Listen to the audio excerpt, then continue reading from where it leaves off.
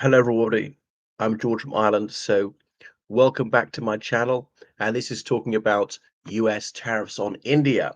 Donald J. Trump, he announced, I think it was just 2 days ago, is giving the Republic of India um, 20 days to avoid tariffs. The tariffs are going to be 50% on certain Indian exports to the United States. And it was going to be 25% initially, and that is to punish the Indians for purchasing Russian oil. Now, they purchased Russian oil, since independence, really. It was only a very small amount of their oil mix. It's about 5% of the oil that they bought before the Ukraine war.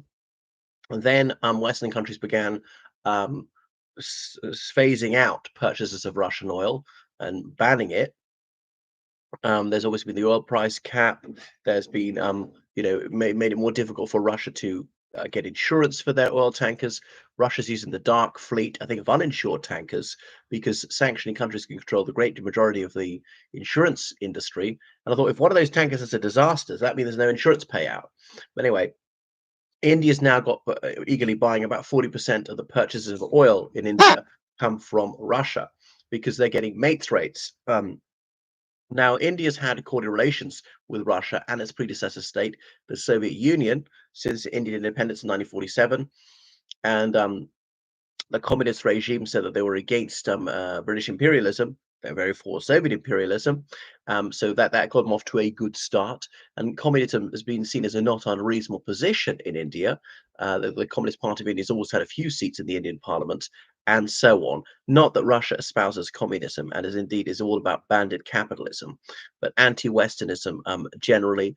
India's been in the non-aligned movement for decades, but it keeps its options open, cordial relations with Russia, whilst having a position of neutrality on the Russo-Ukrainian war. And I can't blame Narendra Modi for doing the best for his people, for trying to get affordable energy and to lift more people out of poverty.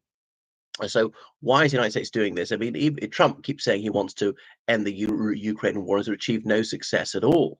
So he's been played for a fool. He's been publicly humiliated. Remember, he's going to end the war in 24 hours, and it hasn't happened. Here we are, and goodness is over 7 months on. And what else? And Putin on the ceasefire. Oh yes, I'd love to, but. And so, and Trump has fulminated, threatened, but this hasn't happened.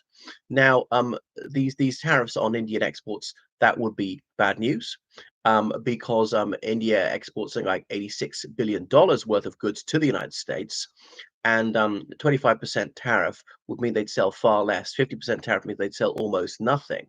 That would make it the most taxed country in Asia in terms of selling things into the United States.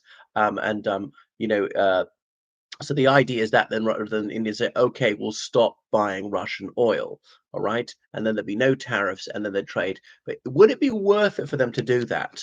I don't know the data. I think it slightly would. Okay, so I mean, Indian business says if there was a 10% rise in tariffs, okay, we could live with that. But 50%, that's just it. That would kill all trade. Now, of course, India could riposte and put tariffs on goods they purchase from the United States. They might be able to source these goods from other countries, and so on. Okay, so the United States is the biggest export market for India. All right, so about 18% of its exports go there. That's worth about 2% of India's GDP. So they really don't want to lose that, especially as their growth is slowing. And they still have good growth, like 6%. It's not the amazing double digits they had in the noughties, but most countries will be very happy with 6% growth. Goodness. So, but there again, there will be some exceptions. Pharmaceutical exports would not have these extra tariffs, nor indeed electronics, because the United States really needs those, right? These are labor-intensive ones. The labor-intensive ones, they'd be really hurt, like textiles, because in the United States they don't employ many textile workers. They can get these things done much more cheaply in Bangladesh, Vietnam, India, and so on. Okay, so now, but the Indians will say, well, why us? Why not Pakistan? Why not China, Turkey, other countries? Good question. Saying that it's unfair. I mean, maybe it is, but obviously there's not much justice in international affairs. But the idea is India stops purchasing Russian oil, and then Russia's making less money, and it cannot finance its war machine. And then you wouldn't have to put it on certain other countries. It might be a warning to them. This is what's going to happen to you. Um, goodness. So, and then Russia will say, oh, you see, it's an example of American unilateralism, them bullying other countries. We'll see, Russia's the cruelest bully of all. Um, anyway, while I would like Russia to end this war, I would like India to stop purchasing Russian oil. But that's quite a big ask because they say, Ukraine is actually not our problem. What is our problem? It's our people. We've got to try and help them by having affordable energy. But one thing the Indians are banking on is taco. Trump always chickens out. They've been saying that. Trump has so often chickened out. Is he going to follow through? That he was going to take firm action against Russia over this war, which he never did. Or, you can go back years, things he was going to do. People who beat up protesters at rallies, he was going to pay the legal fees. He never ever did. Or let me see, when he was in his first term, when there's a government shutdown, he was never ever going to back down, and he did. Or that he'd won the 2020 election lying and lying and lying. He wasn't going to leave the White House, and he did. When there's an arrest warrant out for him, never surrender was a slogan, but he did hand himself into the police, and that T-shirt, even never surrender, has got his mugshot, so he did surrender. Um, or he was not going to pay the fine, and he did. Or various tariffs introduced and roiling the American economy, and he's reduced them again. So those tariffs haven't worked because you never know where you are with Trump. He says he's going to do this to India. He might not do it. He said he would take firm action against Russia, and he hasn't done it. So will those sanctions come in at all? That there's not been a major increase in armaments shipped to Ukraine. That's largely because of him. Congress is more hawkish on this one than he is. Okay. So anyway, these tariffs are going to come in very soon. So what's going to happen? Will they be able to mollify him? You could probably flatter Trump and get what you want. But if you penalize India too much, you might push them closer towards Russia. But Russia doesn't have the bandwidth to really help. Really doesn't have the money to help. And of course, India's got tariffs on American goods, including apples, almonds, and so on. So there was a sort of trade spat with India in Trump's first term in 2019, but they were able to sort it out. They reached an agreement and they reduced the tariffs, and in the end, everybody was happy.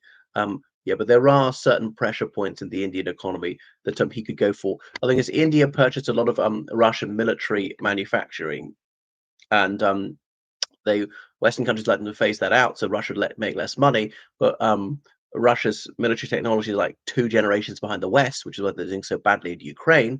And obviously, Ukrainians don't have the latest Western technology. Western countries keep that for themselves. Only things past their service life, 20 years old or whatever, then they give a tank or a ship or a helicopter or whatever. Well, actually, ships they can't get through the Bosphorus.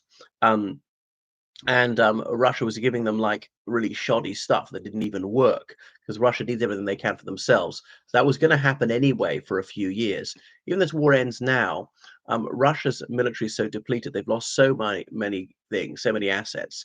It's going to take years to build enough to get back to where they were in 2022. So it's a bit worrying for the Indian economy. Not terribly worrying, like growth of 6.6%. It might go down to 5.5% because of these tariffs. I mean, they can live with that. Goodness. So, Trump, will he do it? I think he will do it. I think it won't be very high. I reckon that they will thrash out some sort of a deal, and the tariffs will be reduced, and so it won't be a major headache for India. So Trump is all talk and not much action. Thanks for watching the channel. Make sure you subscribe on Patreon, donate to PayPal, georgecallahan79@gmail.com. Goodbye.